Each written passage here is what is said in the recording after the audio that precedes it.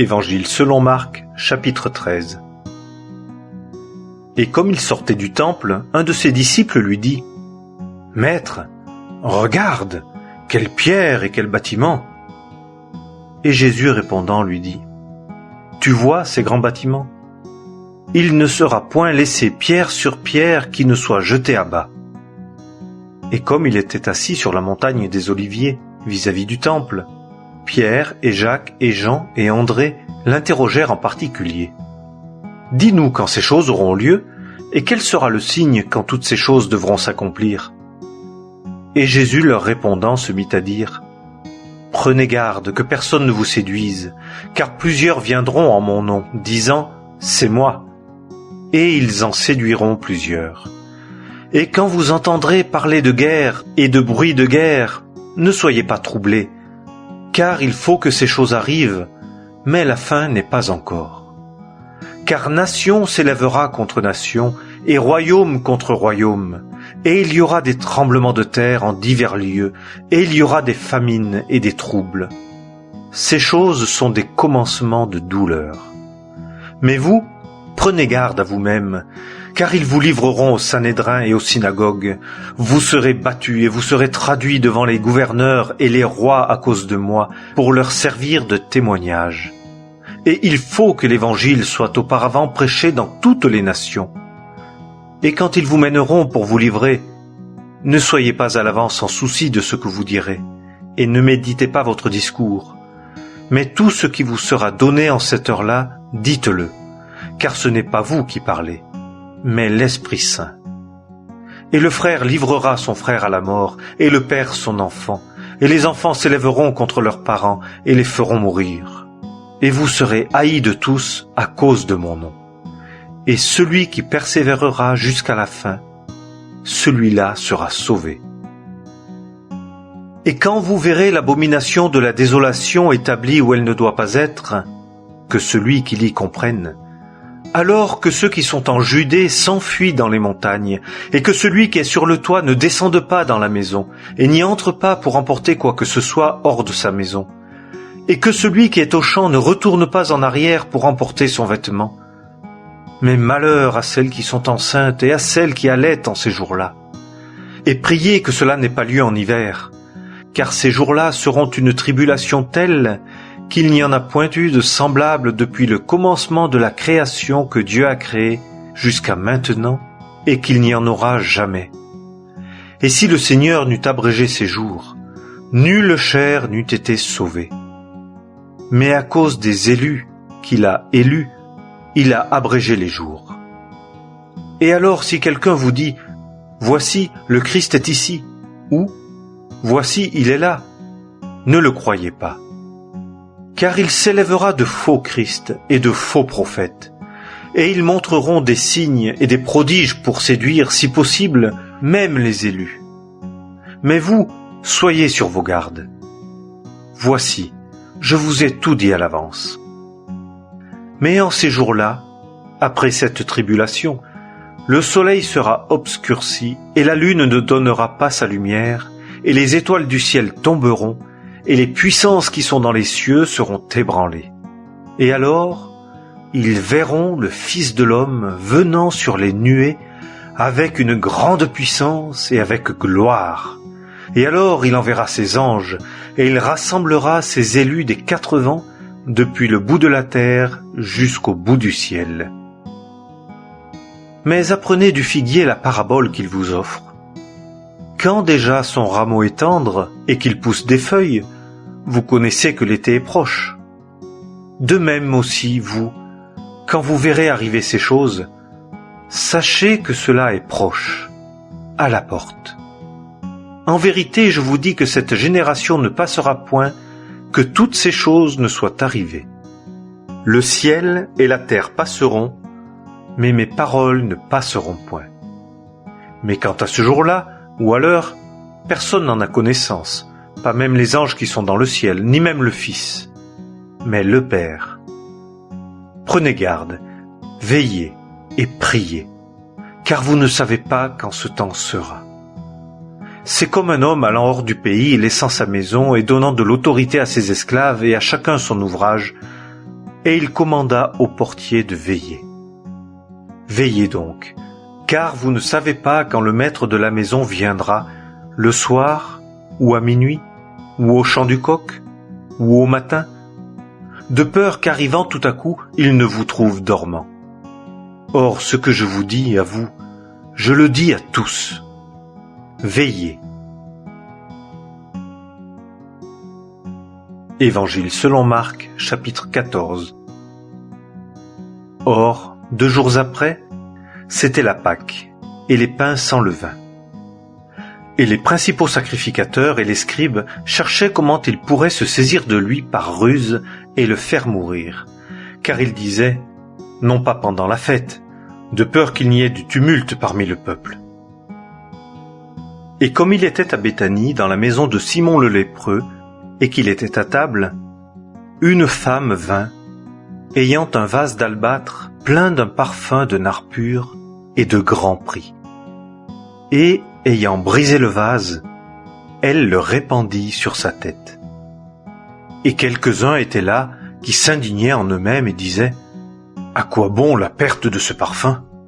Car ce parfum aurait pu être vendu plus de 300 deniers et être donné aux pauvres. » Et ils la reprenaient vivement. Mais Jésus dit « Laissez-la. Pourquoi lui donnez-vous du déplaisir ? Elle a fait une bonne œuvre envers moi. Car vous avez toujours les pauvres avec vous, et quand vous voudrez, vous pourrez leur faire du bien. Mais moi, vous ne m'avez pas toujours.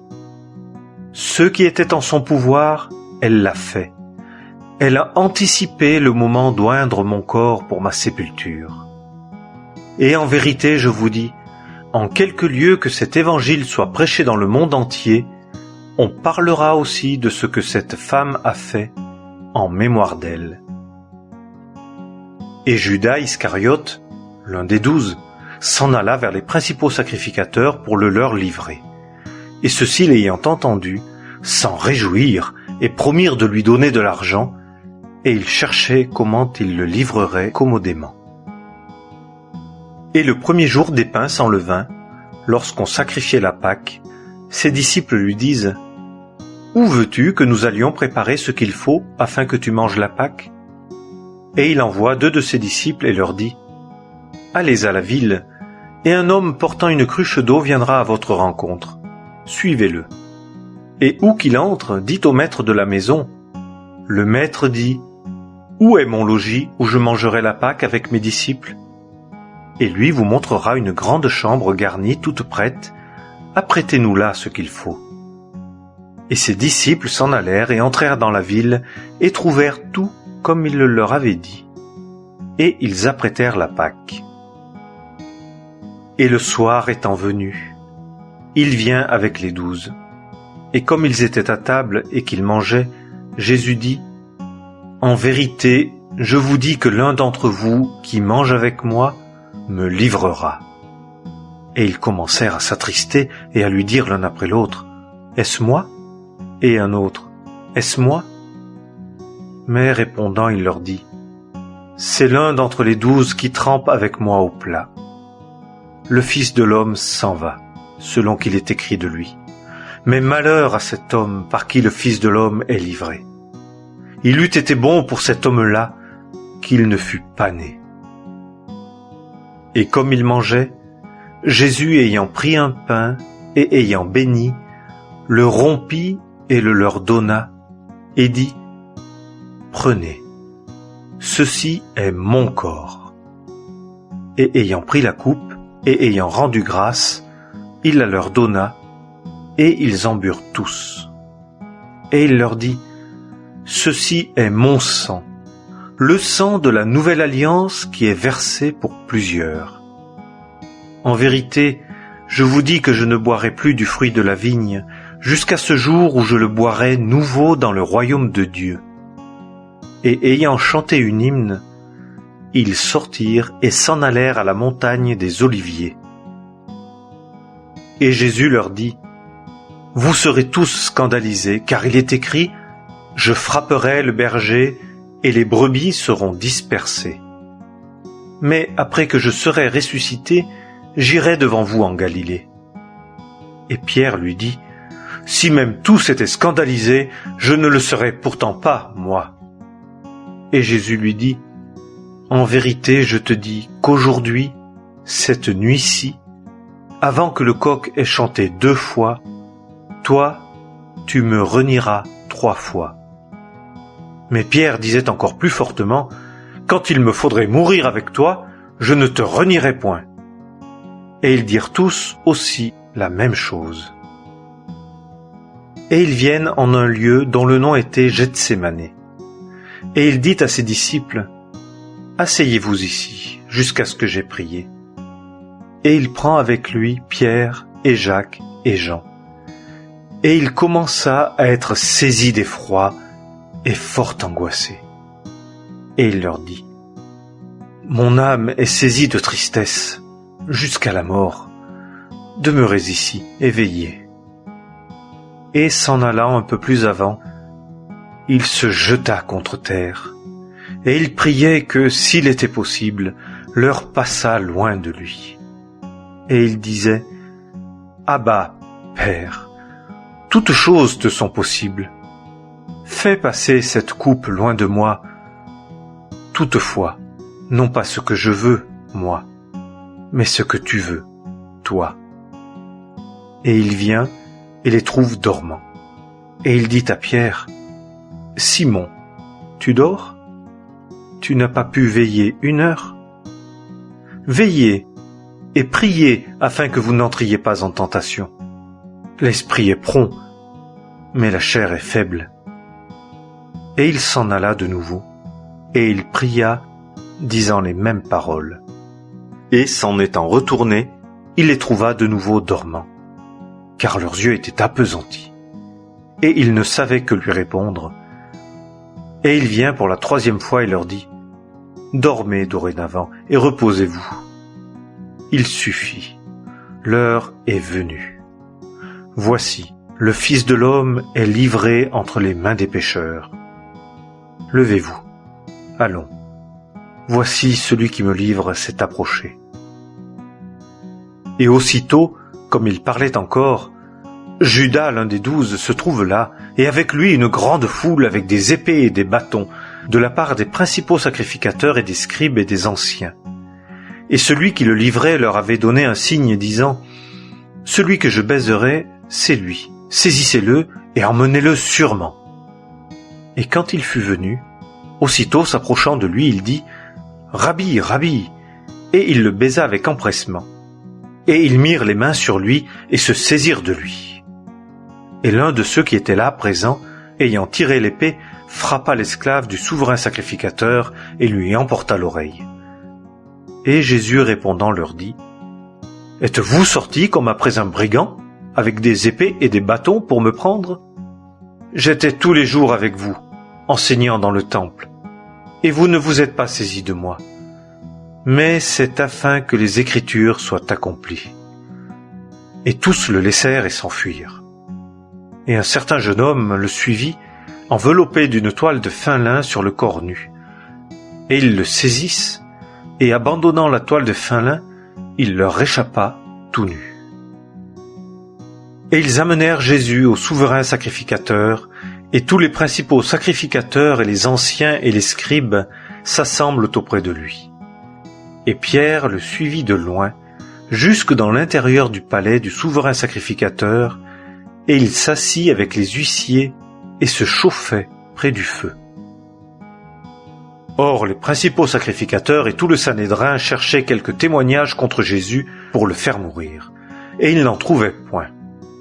Car plusieurs portaient de faux témoignages contre lui, et les témoignages ne s'accordaient pas. Et quelques-uns s'élevèrent et portèrent un faux témoignage contre lui, disant, « Nous l'avons entendu, disant, « Moi, je détruirai ce temple qui est fait de main, et en 3 jours j'en bâtirai un autre, qui ne sera pas fait de main. » Et ainsi non plus leurs témoignages ne s'accordaient pas. Et le souverain sacrificateur, se levant devant tous, interrogea Jésus, disant, « Ne réponds-tu rien? De quoi ceci témoigne-t-il contre toi? » Et il garda le silence et ne répondit rien. Le souverain sacrificateur l'interrogea encore et lui dit, « Toi, tu es le Christ, le Fils du béni? » Et Jésus dit, « Je le suis. Et vous verrez le Fils de l'homme assis à la droite de la puissance et venant avec les nuées du ciel. » Et le souverain sacrificateur, ayant déchiré ses vêtements, dit, « Qu'avons-nous encore besoin de témoins? Vous avez ouï le blasphème? Que vous en semble ?» Et tous le condamnèrent comme méritant la mort. Et quelques-uns se mirent à cracher contre lui, et à lui couvrir le visage, et à lui donner des soufflets, et à lui dire « Prophétise !» Et les huissiers le frappaient de leurs mains. Et comme Pierre était en bas, dans la cour, une des servantes du souverain sacrificateur vient, et, apercevant Pierre qui se chauffait, elle le regarda et dit « Et toi, tu étais avec le Nazarénien Jésus ?» Et il le nia, disant « Je ne sais ni n'entends ce que tu dis. » Et il sortit dehors dans le vestibule. Et le coq chanta. Et la servante, l'apercevant encore, se mit à dire à ceux qui étaient là, « Celui-ci est de ces gens-là. » Et il le nia de nouveau. Et encore un peu après, ceux qui étaient là présents dirent à Pierre, « Certainement, tu es de ces gens-là, car aussi tu es galiléen. » Et il se mit à faire des imprécations et à jurer, « Je ne connais pas cet homme dont vous parlez. » Et le coq chanta pour la seconde fois. Et Pierre se ressouvint de la parole que Jésus lui avait dite, « Avant que le coq chante 2 fois, tu me renieras 3 fois. » Et en y pensant, il pleura.